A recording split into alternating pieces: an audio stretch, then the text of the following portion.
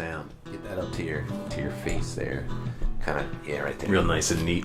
Yeah. Like I'm on the radio. Like we're on the radio. Hey, how's it sound? Good? Everything all right? Thanks for being on the show, brother. I appreciate you having me. I've been looking forward to it. This is the first official Getting Down with Gooch. And I appreciate you doing the artwork. So it's only fitting that you be the first person on the show. Yeah, that actually that was not part of my payment contract, but it worked out nice. It was something I enjoyed doing, and like I said, I've been a fan of yours a lot longer than I've known you. Oh, here we go. Yeah, but no, it's great to, even if it's a little part. You don't have to suck me off just because it's my show. No, by no means. Oh, I'm going to tell you how bad you are at certain things at some point. All right, but we'll start with the good. Yeah, we'll start with the fluff. Just that, I had known your music and what you were doing before we met, but no, any little piece I can play in this, it's a fun journey to be a part of. That's what the motion is about, baby. Yeah, and I dig that concept too. Well, like I was just, we were saying we were going to save some stuff because we're busting up and bullshit and everything before we started this thing. So we got to save some of the material. We were talking about how this is like Wayne's World, and that's what it is, baby. We're hanging out in the basement. Not Aurora or Milwaukee. Yeah, Milwaukee, which is Elgaten for the good land. The good land. Yeah. Yes, thank you. But, Alice Cooper is actually a hell of a gentleman, Jersey guy. Have you met him? I have, a couple of times. Really? The gentleman, I don't know have you ever got to see my custom Fender? No. All right, so long story short, I worked at a custom wood shop, family owned for a little over 5 years. And one of the gentlemen there, his brother runs Jameco Guitar Company. Jameco? Yeah, they're a licensed Fender producer. Nice. So not only does he have all of the prints and schematics for all the Fender guitars, he can make a custom one off of what you're looking for. So I could technically combine 6 different Fender guitars into one. Maybe a Gooch slide guitar. Yeah. Special in the future one day. See, we should talk about that. See, this is why I want to have you on too, because there's a lot about your history that I don't know. But go ahead. So go on. His brother, which I worked with, was a guy in the wood shop who was excellent at these beautiful custom finishes. So he started Orion Guitar Finishing. And he brought me in this sample stain of a paint technique. I've seen it a lot on cars and motorcycles where they pull off cellophane, and the paint makes these weird, swirly, creamy marks, right? So I said, I absolutely love what you did with this body. It's the most beautiful thing I've ever seen. I want to make a guitar. And we've never talked about the cost publicly, but even with a discount, I think I went somewhere north of $2,400 for a custom telly. But that thing just screams. That's the thing with instruments. It's like there's certain things I find in the world, like you spend money, you get quality. I mean, and there's good and bad. You can find gems and things like that, but if you're gonna go buy, a Gibson or like a Fender or anything like that, a Martin, a Taylor, if you spend money, you're going to go home happy. Yeah, don't get me wrong. I respect the hell out of a guy like Jack White, who talks about buying plastic guitars that are bent and just beating them into submission. That's awesome for 0.5% of the population. And then playing them through $5,000 amplifiers.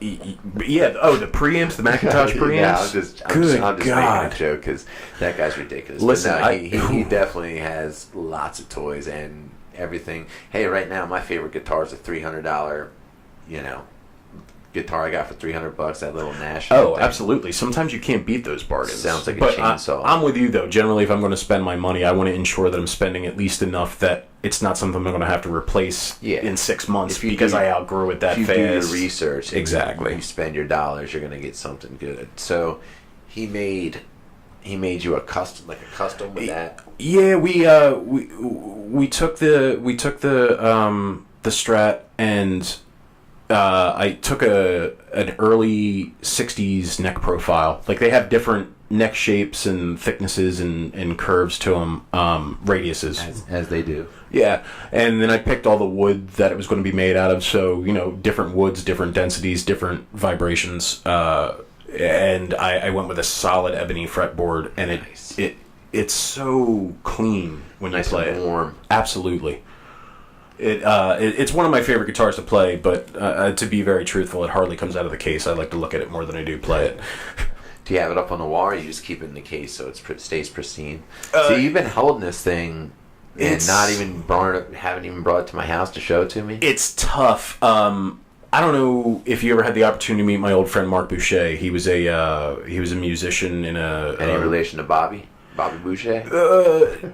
Probably somewhere along the line. He did like to throw those quotes out. Down in Louisiana? Yeah, Boucher? if we traced it back to the French Quarter, I'm sure we could find that. We said we might get lost talking about 90s movies. Sorry, We were going to get lost in early 2000 stuff, but I dig it. No, Mark was in a local band, and at the time it was really cool because Mark was a few years older than me, and I was under 21. See, this is history you have no idea about. This is great you brought this up. Exactly. This is what I wanted to hear about. This is how I got involved in the local music scene. And how old are you now? I would have been 19. 19? And I knew I like's not the right word. I had a passion for music. Played instruments in school, was never really great, but always loved being around it. So Mark advocates for me after I met him randomly. His wife I went to school with, wonderful woman. But anyway, Mark introduces me to the band and says, listen, he's volunteered to take some pictures for us. Why don't we bring him along? And then that turned into one promo shoot, me going to every show, jumping around on stage with these guys. And That's awesome. Yeah, it was a lot of fun. But that's really how I got into the local music scene. I started taking pictures for smaller bands and jumping around turned on into stages. some bigger ones. Yeah.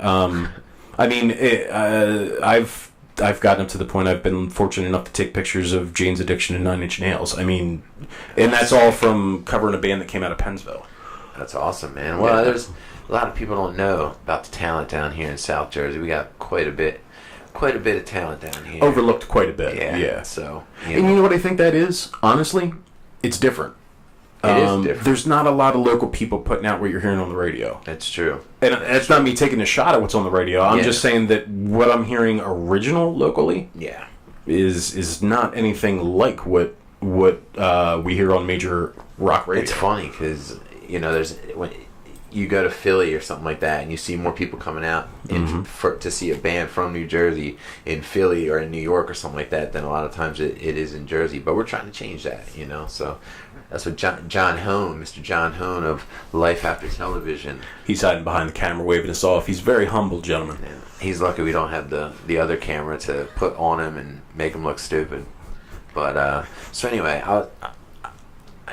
maybe we'll circle back and edit in I'll actually introduce you, but I'm not really going to worry about introducing people. I'll just put like your name and all your info on there. This week's random asshole. Yeah, Dude, right. don't leave that as the blank template and then forget to change it. That would be horrible. I don't want to have to introduce people like I'm goddamn Oprah or Geraldo or some shit. And I don't even know what the hell. I'm People know who nobody you are. special. People know who you are. They know what you're here. Like random creative idiot. I love how Marshawn Lynch used to go to his like the Super Bowl.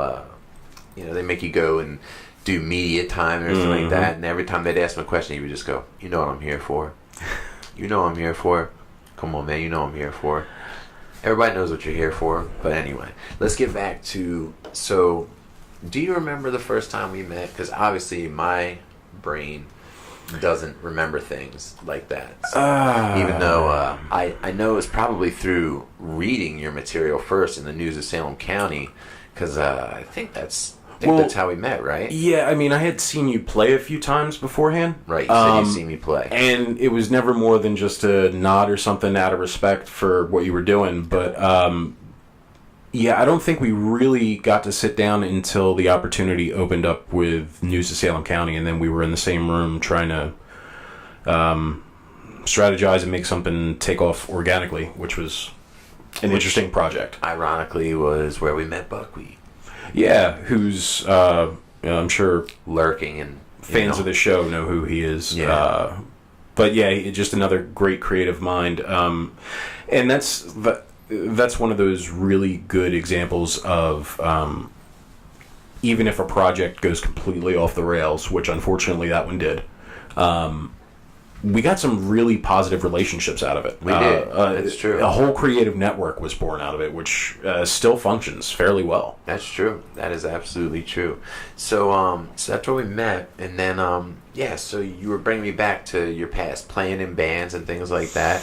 I know, we'll talk a little bit about your art and stuff that you're doing and everything now, but I want to go back to your music and growing up and things like that. Were you raised around here? Were you born and raised around here? Yeah, I was born and raised Carney's Point. Wow, I'm surprised we haven't met before that then. That's what I was saying. We were like in very similar circles, just towns apart. That's really all it was. And because my name was Gooch, it probably just stood out more. You know what essentially. I mean? Like, I feel like people, it was a blessing and a curse to be Gooch. Hey, listen, it's a unique name, and everybody can. It works now. It's a great marketing tool now. It just happens to be real. And I don't know when it became a definition for the spot between your balls and your asshole, but that's not taint. Well, it is taint, but it's also Gooch. Are you not aware that that's your Gooch? I had microbiology this morning, and I had anatomy and physiology last night. We did not go over the term Gooch. I'll check. I will. Okay. I'll see if that terminology is there. If you were to Google Gooch, I guess it would be in like Urban Dictionary or something like that. See, later we'll have the capabilities to look things up and bring them up on a TV or on a green screen. But this is a bare bones show right now, Luke. But I'm really thinking about the Wayne's World bit right now. We could just get a white umbrella and paint it that green, and you can project anything you want on it. It's cheap. Even a Gooch. But anyway, no, that if you look that up for some weird reason, that's I don't know if it's Urban Dictionary or if it's just slang or if it's just that's become it, and so it kind of works because I'm a little bit of an asshole to anyway. So I might just make a very profane piece of art for you, custom, sir. Custom. I like that. A Gooch on the Gooch. So anyway, we were saying back to like your music and kind of growing up, you played in bands and stuff like that, right? Yeah, I mean, like a lot of local kids. You did some punk, you did some funk, you just did a little bit of everything, right? A lot of really bad reggae. I started on an alto saxophone in school, and then in high school it turned into I'm paying attention, and there's like 12 girls for every guy in choir, so let me see if I can sing. And got a lot of great lessons out of that, and a lot of great girlfriends. Same thing worked for theater. My God, but you were on to it. It's really the secret. It's beautiful. Music is magic, man. There's magic in the music. But no, it was a lot of it was courtesy of friends let me tag along at first, and then over time you develop a little bit of confidence, you develop a little bit of style, and then you can kind of write some of your own things. They start coming out. You get to a point where you can go to one of your buddies and go, "Hey, I know I don't usually do this, but I wrote something. Can you look at it? Let me know what you think." That kind of thing. I love the what is it, Family Guy? They have like a little thing where it cuts to the Beatles.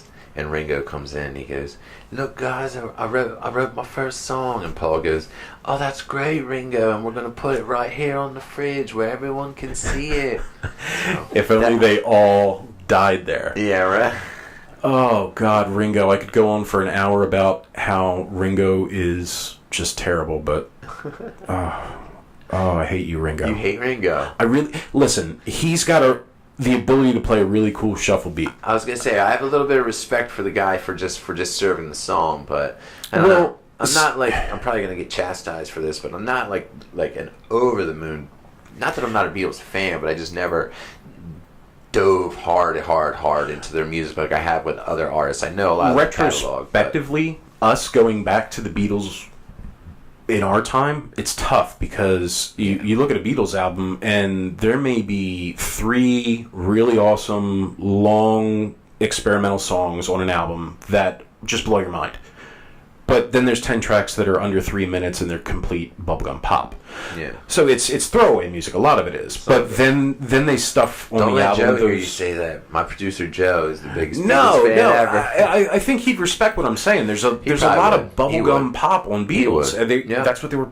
The record company was paying them to do. And I think, John, do you know how long the Beatles were together for?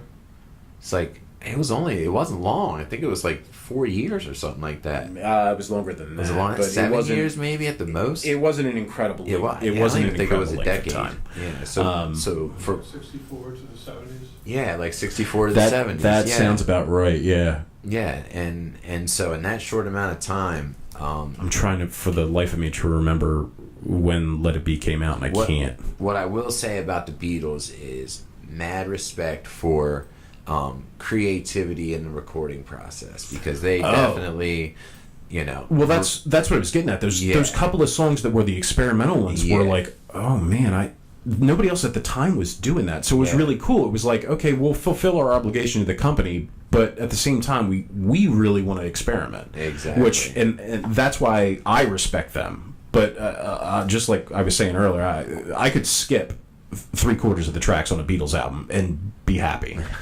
So playing bad reggae and stuff like that. What got you into bad reggae never happened. There is nothing that annoys me more than a Caucasian gentleman attempting a fake Jamaican accent to do a very specific style of music. It's terrible. Hey man, I hear you, but I will say, I won't say. There is a band. You can say it. I won't say it. I won't say their name because I'm actually not sure I'm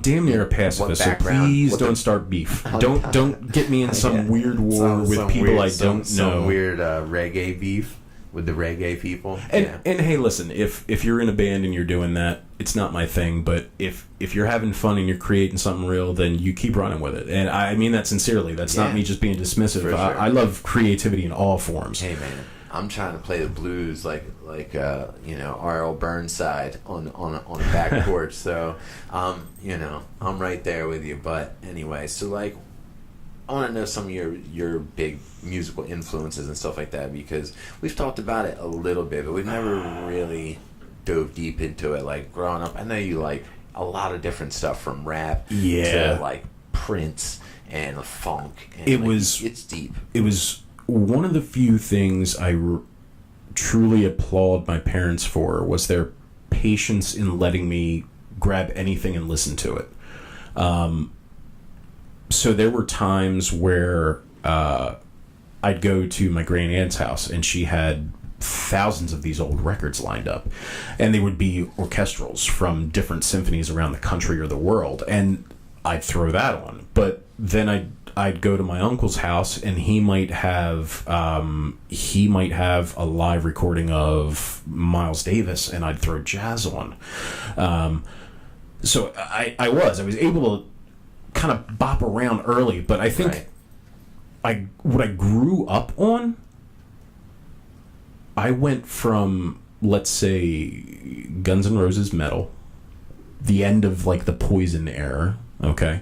So the end of hair metal, mixed with R&B. I believe the first CD I bought was Mary J. Blige, What's the 411? Ooh.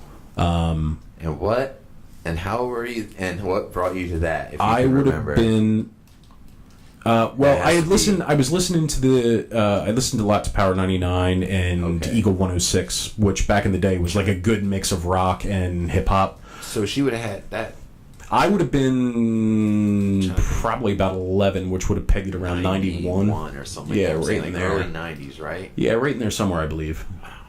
And but no, I and it's kind of something, I think that eclecticness is what in the styles I listen to is why I love some of the artists I love now, where it's more they can take. You just introduced me to Anderson .Paak, right? Which I'm sorry I'm so late to the game on that, but you talk about a guy who's got there's a lot of people but like that, but what he's doing, in my mind specifically, I'm hearing these really classic funk percussion things from maybe a James Brown, or maybe a Rufus with Shaka Khan. I'm hearing these very weird dropped triplets, and an interesting wah in certain places, but then he'll also incorporate some R&B and some rock with a guitar chunk, and then he's going. It's like the missing link to modern hip hop. He's a multi-instrumentalist, and you know, like I sent you that Tiny Desk thing where he's playing the drums and singing. Yeah, it's like, and this is I could go on about him for a while because I just found out about him. You've been digging into. Yeah, I have. But no, that kind of thing where I can hear where people took what they enjoyed as children and have thrown their own style on top of it. You can tell that guy likes Andre 3000 and James Brown, and you know, like. So yeah, I grew up on the hair metal and the hair metal and R&B, and then we started. Early high school was when this may surprise you. The grunge scene obviously was getting big at that time frame. Of course. Now, I told you I was in hair metal a little bit as a younger guy. Well, that's kind of what Soundgarden started as. So I didn't get into grunge because of Nirvana. Yeah, Chris Cornell had really long hair in the beginning. Well, they've got 2 albums before like their grunge label. Before they were considered he's a little grunge. bit older than. Well, I guess he's probably. Him and Eddie Vedder are probably around the same age. They've got to be close. I think he was a little bit older. Yeah, he was a little bit older of a guy. There's a lot of neat stuff out there about him, but no, they were their sound on the first 2 albums was very much so a cross between like a Metallica and a Guns N' Roses. It had that poppy element, but it was still really overpowered, overdriven. So when they released the 3rd album, it really kind of it threw the switch. They went, okay, we can make the disconnect. We've got this whole new thing now. We don't have to rely on this 80s metal sound anymore. We've got our own sound. Right. So that was my intro to grunge. It wasn't like Nirvana, Pearl Jam, then Soundgarden. It was Soundgarden thanks to the hair metal, and then I found the other guys through them. Because I was definitely into that grunge scene, man. I think a lot of us at that age, feeling angsty and whatnot, were just like, oh, this is different and cool and that's all it was. It was different. Yeah. I mean, yeah, there was some good, not really. When you go back and listen to it, there was some good stuff. I mean, I think, in my opinion, 2 of the best albums and one of the best programs was that MTV Unplugged program. Oh, I love that. The Nirvana one, Alice in Chains did one, Pearl Jam did one, and they're really incredible. Good. It really shows how incredible those musicians are, especially like Nirvana, because Nirvana was so loud and noisy and raw that when you listen to that Unplugged album, there's like cellos on there. Oh, it's beautiful. Violin. It's gorgeous. And people might attack me for this one, but it's okay. Let them attack. I think that's one of those. The haters hate. That's what we were saying a second ago, where that's what makes it fun. Not all grunge was great. I know it gets a lot of praise. Yeah. But Kurt Cobain, some people say, was like the best songwriter ever. I call bullshit. I think half of his songs were about absolutely nothing. They were beautifully and melodically written. Right. But there's no context in half of it. Yeah, that's true. And I think people maybe like that because it's open to interpretation. And then which I respect. Some stuff is just like, what kind of drugs were you on when you wrote that, or when you sang that, or and we pretty much I guess know what kind of drugs he was on, but it's just that thing that I don't know. Have you seen the his documentary Montage of Heck or something like that? You would really dig that. I did watch this. Yeah, where they took all his. It was like his notebooks, and they animated through it. That was actually extremely well done. It took me a second to remember it, but no, absolutely. That was beautiful. As an artist yourself, and you're still doing the tattoo apprenticeship, are you, or you're not doing that anymore? That really got pushed back burner. Okay. My guy Doug Sparks, who's incredible, was teaching me some stuff on his time, which I'm very grateful for, but I'm back in school. He was looking at being in a program. Schedules just got up in the air. It might be something we revisit, but I don't think you'll ever be finished in the tattoo world. You've got a lot of nice artwork and a lot of stuff that you're going to continue doing. So. If you dig them, man, it's great when your friend is, hey, can I try this? I want to try this style. Okay. Yeah, well, we'll probably do that this fall. Yeah. So we'll try some shit out. And we were just talking about, you taking a topless Instagram pic sometime soon. So if anybody wants to see your tattoos, that's a good way to do it. You can promote your Instagram a little bit. What, Luke Nuke official? Oh yeah, Luke Nukem official. Luke Nukem, like the game, right? Like I said, I'm gonna. Was that Duke Nukem? It was Duke Nukem. Duke Nukem was the game, right? Yeah. Since I'm a legal card-carrying member of the New Jersey medical marijuana program, I can say this on camera with confidence. My friends actually gave me the name Luke Nukem after I ripped my first gravity bong in one swallow, and they went, "Oh, Luke Nukem." It just stuck. It became a good marketing thing, and I like that. Yeah, that was it. I wish I had a cool pot smoking story for my nickname, but. Yeah, it was just your mama calling you baby Gooch. No, actually, it was my older brother. I think they used to come in and go like Gooch Gucci or something like that. Gucci okay. And from what they tell me, my younger brother or my older brother John used to come in and say, "I want to hold Can I hold the Gucci baby? Can I hold the Gucci?" That's actually that's really sweet. That's nice. It is endearing. I've got a scumbag. I was using drugs in somebody's sink story for my nickname. But it broke my heart when I got older, and now you Google Gooch, and you might get some of my stuff, but somewhere in there you're going to get an Urban Dictionary definition that says the spot between your balls and your asshole. Now, in my head, or your vagina and your asshole. Yeah, let's not be sexist.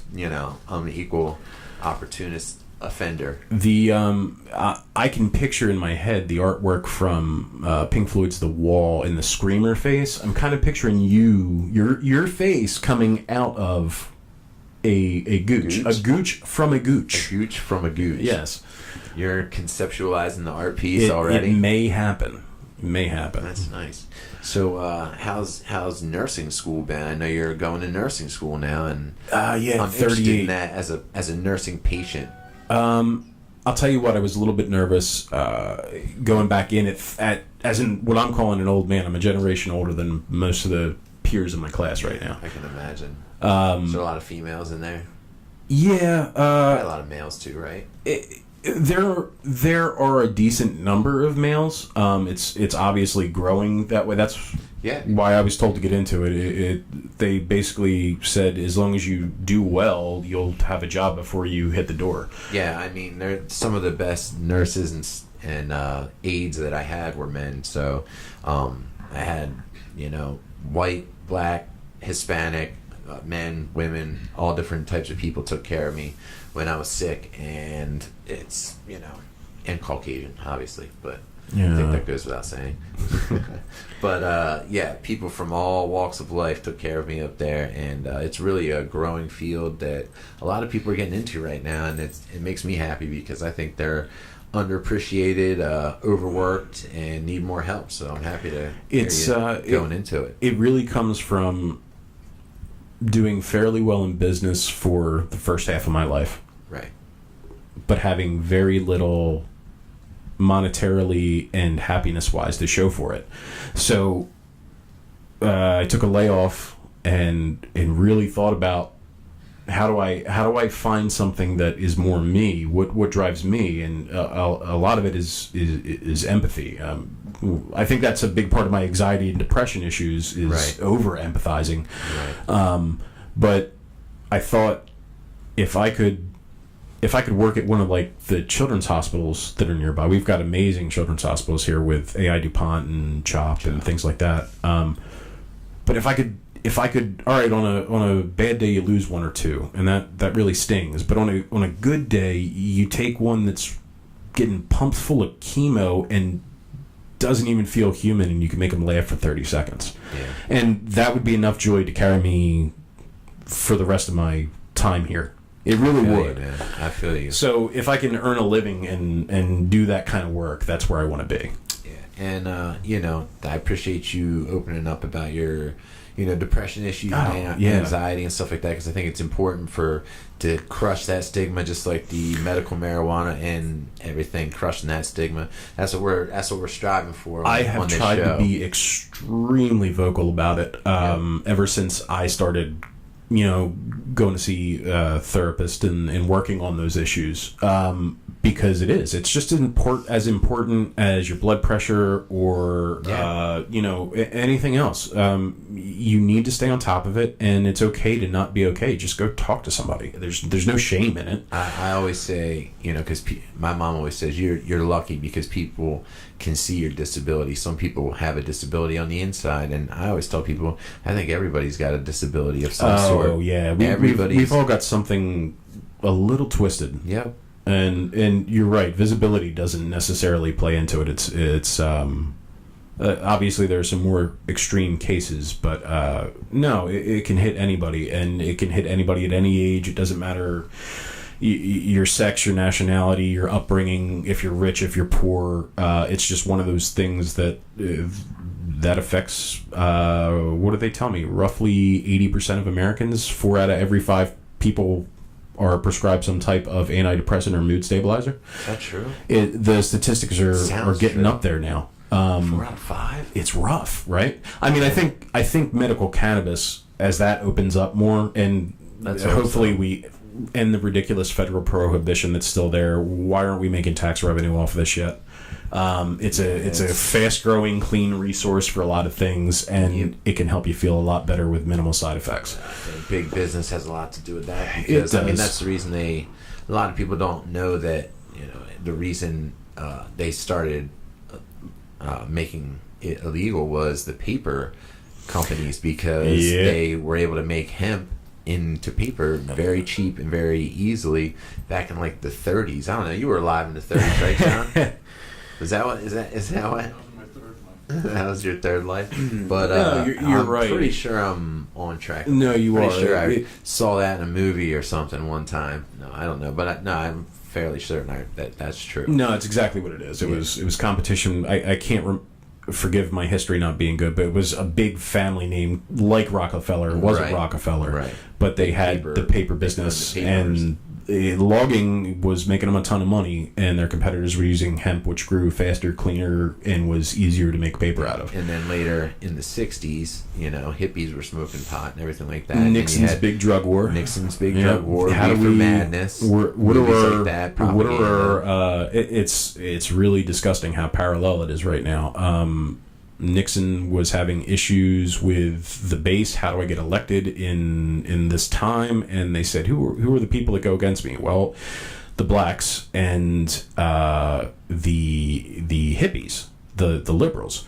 So how do we combat this? Well, we force heroin into the black communities, and we go after heroin. And then the hippies are openly smoking pot. We demonize that, and we go right back after both of them. If we lock them up, they can't vote, and here we go. This just got heavy real quick. I know, man. We can dive as deep or as shallow as you like. Yeah, it's just a shame because when you think about people who are suffering and things like that, when you see kids who are having seizures and things like that, and just all the different levels that it can help. It's and just this is the thing. Let me step in there because those things are phenomenal. But what's happening right now is that people are using those extreme examples as if look at these beacons of hope we can have. Well, you know what the real beacon of hope is? I was prescribed over 3 milligrams of Xanax a day. And I For was... those at home that don't know, it's a powerful drug. It's a lot. And most of the time they won't even prescribe it anymore. Because of its addictive properties and the side effects. But I was getting tremors. I was losing cognition. It was bad, but I needed it to get through my day. Like, I was taking that much and I wasn't even remotely a zombie. I was still functioning. But I got approved for the cannabis program, and I haven't had a Xanax since. I stopped drinking completely. I am down another 25 pounds. I'm more active. I mean, I think that's the kind of stuff that needs to be emphasized, because it's the everyday person that can get your life back for relatively inexpensive, and it's a plant you could technically grow in your backyard. I call it a vitamin. At this point, that's what I call it. I call it a vitamin because I like to take it edibly. Oh, and that's it's good that you brought that up too. No, because the market for, I mean, I can, at the dispensary I go to through the state, you can get lozenges and oils, and you don't have to smoke it if that's not your preference. Exactly. And with my body pain and things like that, that's, it's like I said, it's a vitamin. It's able to function so that I don't have to take oxycodone or something like that, some kind of pain medication. And I was over 330 pounds at one point. That was my heaviest, right? And I'm in the high 260s right now. I want to get down to 220. But I tell you this only so you understand how much impact there is on my joints when I try to jog. Yeah. I take 2 tokes before I go and jog. I'm fine. Well, it's an anti-inflammatory too. Yeah, I've got no problem. I've got no problems recovery. I've got no problems with a run. And it's not like my body's just being masked. I'm fine. So it does. It has. No, you're right. The big things are great. Because they really there are some things that are extreme like that to use it. But you're right. It can help everyday people. It's not everyday. It's not a big thing. Not to mention the opioid epidemic in the country, that they're finding lots of science that you can wean people off of opioids. You can help people with mental health. Like if you want to jump back into the mental health scene for a second on that, that's something my therapist, who is a very highly educated, very expensive, quality individual, I'll give you free advice from one of my very expensive sessions. Yeah, let's do that. Let's get so people don't have to pay for therapy. Right. Let me dispense. Let me regurgitate a little bit of $400 half hour. So basically, she said she believes a lot of the addiction issues are essentially people trying to escape from pain being mental or physical. Right? So you could be in a bad place and get into a dark mental state and want to get out of it. Or you could be physically in a lot of pain and you want to be able to ignore it. Right. So opioids, because they are pharmaceutically available and are considered safe by the government, where pot is still considered a Schedule I drug. Right, like you wouldn't get busted in the NFL if you were taking and you had a prescription for oxycodone. No, not at all. And those guys are all pumped full of that. Right. But they get busted for pot or something like that, and they're. But you can get an opioid for $1 a milligram on the street. Yep. And you can get as high as you want, as easy as you want. It's not hard. And it's disgusting. So basically, what she was saying was, if you give people the option for something that's much safer and has very little side effect, and you do it in a controlled way, your opioid overdoses would dramatically plummet. Because why would you, if you had another option, why would you take something that you knew had an excellent chance to kill you rapidly? It was funny when I started taking pot edibly, I all of a sudden just started noticing, like, I have pain medication left over, because I keep all my pills in that little blue container and everything like that, and just would start noticing, like, I didn't need that today, and it didn't even occur to me, and it got to the end of the day, it's like, I guess I didn't need it because I had the edible stuff. But that's pretty awesome. I mean, I think that I just appreciate you opening up about that. Because again, I want to be an advocate for it. People need to hear it, and people need to, I want to kill the stigma behind marijuana, behind mental illness, a lot of things that people in long form conversation like this can talk openly about, share ideas about, disagree, agree over things, and that's what I'm hoping to bring. But tell me about nursing school. You were telling me a little bit about nursing school. I started asking you about like chicks and stuff, but we get sidetracked easily. I remember when I was in college and I started thinking, I was like, man, that was so great, because it was all those like young minds and young women. But I'm old enough now. I feel creepy. I can't. No, I felt creepy. I felt creepy at like 24, 25 when they were coming in. Right. So I felt creepy then. I can't imagine how you feel now. I mean, I was fortunate. The young lady, one of the young ladies in my class last night was sitting on my left, so she couldn't see all of the white hairs on the right side of my beard, and thought she was older than me. And I said, "There's no way." And it turns out she was 23, and I've got 15 years on her. All I had to do was that, and the shine blinded her. She was just like, "Oh." Yeah, and if any of my professors were to see or hear this, I'm not sitting up front to kiss ass. I'm blind and I can't hear. I'm old. I'm just trying to be able to get the information. That's I'm not trying to brown nose. And I'm high, so I have to pay really close attention. No, I'm just kidding. I know you. No, yeah, not class. At school. No, I can't. Dude. There's way too much. Are you kidding me? Trying to go over anatomy that way? I used to date a girl who was in nursing school, and I used to do the flashcards with her. Yeah, yep. And it was like, chlorophyll, more like borophyll. Like, I was like, holy shit! All these words sounded the exact same. It's a whole lot of material, and a lot of it overlaps. Especially with the schedule I have this year. But to answer your question directly, so far I've been very fortunate. I've got great professors. I feel like I'm learning and I'm enjoying it. And what school are you at? Camden County. And I have this one semester of the prereqs, which unfortunately are ridiculous. I've got statistics. I've got organic chemistry, microbiology, and anatomy and physiology. So that's all in one shot. That's brutal, man. Well, I guess does it make more sense to do like all the pharmaceutical kind of science, biology type stuff all at once, or did you just choose to do everybody looked at me and asked me if I was sure. I wanted to do it multiple times during the process, but that's what I would ask you. I'd be like, "Are you sure?" Here's the truth of it. Like an easy class and a hard class. What I had said earlier about I got laid off in February, and this opportunity, when I really did some soul searching about where I'd want to go, I want to get back to work, and I'm not a kid anymore. I'm not going to college to meet people and go to parties, and I just want to get back to work. So if I can finish this one really nuts semester and do well enough, after this semester I have the option to join either the Lady of Lourdes nursing program, which is a 1 year straight through and you're done, which is exactly what I want to do, or Rutgers has another program that extends a couple of years. I'd rather do, they have partnership with both. I'd rather do the Lady of Lourdes because I'm trying to be at work. A year and a half from now, I want to be an RN. Right. I'm not trying to do that in 3 years. But I appreciate you, everything that you've divulged to us today, and I appreciate you being on the first episode of Getting Down with Gooch. I feel like I cheated you. It turned into a 30-minute conversation about pot. I like pot. That was always going to happen. Oh, all right. Thank